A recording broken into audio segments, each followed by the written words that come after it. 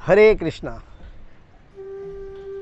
षडतीला एकादशी की आप सभी को ढेर सारी शुभकामनाएं। आज हम षडतीला एकादशी के ऊपर चर्चा करने वाले हैं।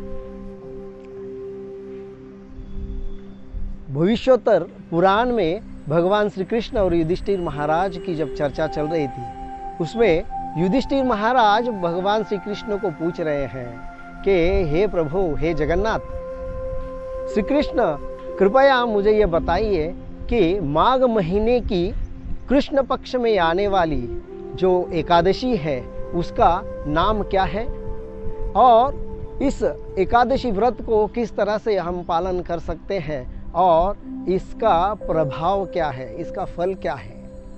तब भगवान श्री कृष्ण वहाँ पर युधिष्ठिर महाराज को बता रहे हैं कि हे युधिष्ठिर, माघ महीने के कृष्ण पक्ष में आने वाले इस एकादशी को षडतीला एकादशी कहते हैं और यह सर्व पाप नाशिनी एकादशी है और इसका व्रत करने से हम पवित्र हो जाते हैं। पुलस्त्य मुनि दालभ्य को बताते हैं कि आपने जो प्रश्न किया है वह अति उत्तम है। तो मैं आपको षडतीला एकादशी के व्रत के बारे में मैं बताता हूँ। वो कहते हैं कि व्यक्ति को शुद्ध होकर भगवान श्री कृष्ण का स्मरण करना चाहिए और अपना मन और अहंकार को और अपनी इंद्रियों को वश में कर हमें शुद्ध होकर भगवान श्री कृष्ण की उपासना करनी चाहिए और जल से पैर धोकर गोमय को एकत्रित करके उसमें तिल और कपूर डालकर उसके 100 पिंड बनाने चाहिए और शंख चक्र गदा पद्मधारी श्री विष्णु को फल फूल जल तुलसी अर्पण करके उनकी आराधना करनी चाहिए। और इस एकादशी के व्रत से हम पाप मुक्त हो जाते हैं। यहाँ पर बताया गया है कि अगर इस विधि में कुछ कमियां हो जाती है तो हमें भगवान का नाम स्मरण करना चाहिए और फल फूल आदि का भोग अर्पण करके अखंड हरिनाम का सहारा लेना चाहिए। ऐसे करने से हम इस भौतिक जगत के जो पाप है उनसे हम मुक्त हो जाते हैं। वास्तविक देखा जाए तो भक्त पाप मुक्त या ऐश्वर्य प्राप्त करने के लिए व्रत वैकल्य नहीं करता है, तो वह एक शुद्ध भक्त होने के कारण वो सिर्फ भगवान श्री कृष्ण की सेवा करने के लिए ही व्रत वैकल्य करते हैं। उपवास ये व्रत का कारण है। उपवास रखना मतलब हमें इस एकादशी में अन्न ग्रहण नहीं करना चाहिए। हमें बस जल या फल या पेय यही ग्रहण करके इस एकादशी को करना चाहिए, इस व्रत को पालन करना चाहिए और भगवान का हरिनाम करना चाहिए। भौतिक जगत में इस धन और ऐश्वर्य प्राप्त करने के लिए यह सब कुछ विधियां बताई गई है, पर यह एक शुद्ध भक्त के लिए इसका कोई उपयोग नहीं है। वास्तविक बताया गया है कि इस षडतीला एकादशी के उपलक्ष्य में अगर कोई एक व्यक्ति ब्राह्मणों को भोजन देता है या उन्हें पानी से भरा घड़ा अर्पण करता है और तिल भरा पात्र दान करता है तो वर्षों वर्षों तक वो स्वर्गवास करता है। पर एक शुद्ध भक्त के विचार में यह सब कुछ क्या है, शून्यवत है। वह सिर्फ और सिर्फ भगवान श्री कृष्ण की आराधना और सेवा करने की इच्छा रखता है। एक बार देवर्षि नारद षडतीला एकादशी का महात्म्य जानने के लिए भगवान श्री कृष्ण से आ मिलते हैं।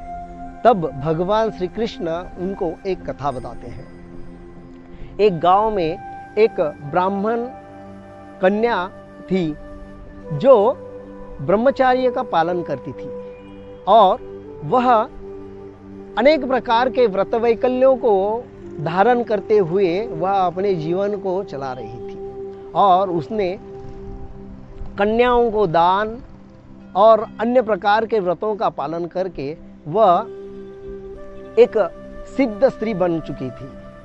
पर उसने अपने पूरे जीवन में कभी किसी ब्राह्मण को भोजन नहीं दिया था या किसी ब्राह्मण को दान नहीं दिया था। यह देखकर भगवान श्री कृष्ण उसके एक ब्राह्मण के रूप में उसके द्वार पे आते हैं और उस ब्राह्मणी का दरवाज़ा खटखटाते हैं। तब वो ब्राह्मणी आती है और भगवान श्री कृष्ण उससे भिक्षा मांगते हैं एक पात्र के बीच। तब ब्राह्मणी उनसे एक प्रश्न करती हैं कि आप सही सही बताइए कि आप कौन हो और यहाँ क्यों आए हो। तब वह अनसुना करके वह वहीं खड़े रहते हैं। तो उस ब्राह्मणी को गुस्सा आता है और वह क्या करती है, हाथ में मिट्टी लेकर उस भिक्षुक के पात्र में डाल देती है और उसे लेकर भगवान अपने धाम चले जाते हैं। कुछ समय पश्चात बहुत तपस्या करने के वजह से उस ब्राह्मण स्त्री का शरीर बहुत ही कष्टमय होता है और कुछ समय के बाद वह देह त्याग करती है। पर उसने किए हुए व्रत वैकल्य तपस्या के कारण वो भगवान के धाम चली जाती है और वहाँ पर उसे एक सुंदर भवन की प्राप्ति होती है।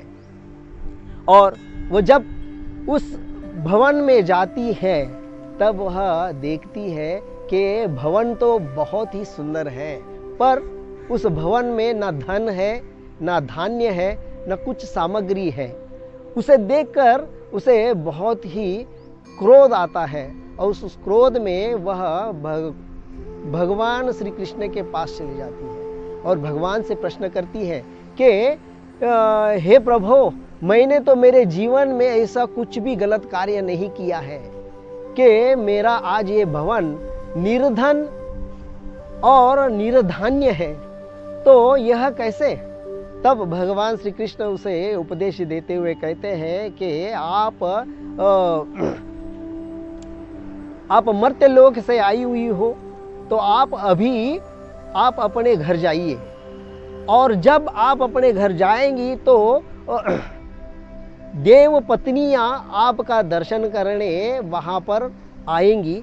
तब आप उनको षड़तीला एकादशी का महात्म्य पूछो। जब वो उस महात्म्य को बताती है तभी दरवाज़ा खोलना है। तो कुछ समय बाद वह अपने घर में बैठी हुई रहती हैं दरवाज़ा बंद करके।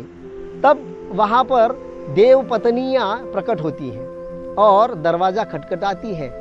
तब उस ब्राह्मणी को पता चलता है कि देव पत्नियाँ दरवाजे पे खड़ी हैं। तब वह उन्हें प्रश्न करती है कि अगर आप मेरा दर्शन करना है तो मुझे षड़तीला एकादशी का व्रत पालन किस तरह से करते हैं इसके बारे में थोड़ा बताइए। तब वह उनमें से एक देवपत्नी उसे षड़तीला एकादशी का व्रत किस तरह से पालन करना है यह बताती है। उसके पश्चात वह ब्राह्मणी उस द्वार को खोल देती है और वह देवपत्नियाँ उस तेजस्विनी ब्राह्मणी का दर्शन करके फिर से वह अपने धाम लौट जाती हैं। तो इस पूरी कथा से यह बताया जाता है कि इस व्रत को पालन करने से हम पूरी तरह से पाप मुक्त हो जाते हैं और हमारा दारिद्र्य नष्ट हो जाता है। और महत्वपूर्ण की बात यह है कि अगर इस एकादशी में व्यक्ति तिल का दान करता है तो वह बहुत सारे पुण्यों की प्राप्ति करता है। हरे कृष्णा।